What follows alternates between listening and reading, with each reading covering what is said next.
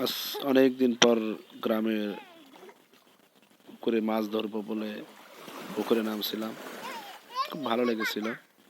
আসলে ছোটবেলায় খুব মাছ ধরতাম, সেটা জাল দিয়ে হোক, বড়শি দিয়ে হোক, কোচ দিয়ে, অনেকভাবে আর কি মাছ ধরতাম।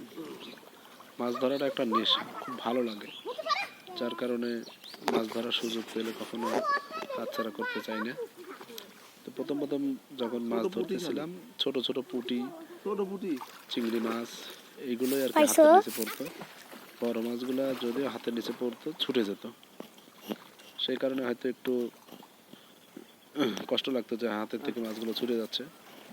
অনেক পানিতে ডুব দিয়ে ধরার চেষ্টা করছি, তারপরও মাছের দেখা পাই না, বা ভালো মাছ বা বড় মাছগুলো ধরা পাই না।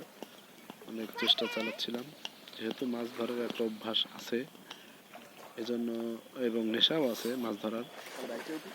চেষ্টা চালাচ্ছিলাম মাছ ধরার জন্য, ধরতে ধরতে অবশেষে একটা মাছ ধরতে পাই। খুব ভালো লাগে। যদিও মাছটা বড় ছিল না, এটা ছিল বাটা মাছ। এই আমি চেষ্টা করতে থাকি আরো কিছু মাছ ধরার জন্য, যেহেতু পুকুরে নামছি। অল্প করে মাছ ধরলে কেমন হয়, মাছটা বন্ধ করবো, মাছগুলো দিতে আসি এবং শেষ পর্যন্ত এই মাছগুলোর ধরতে সক্ষম হই। এটা ছিল আজকে ঈদের মাছ ধরার একটা আমার বড় ধরনের একটা ভালো লাগার মুহূর্ত। সবাইকে ধন্যবাদ ভিডিওটি দেখার জন্য। ধন্যবাদ। আসসালামু আলাইকুম।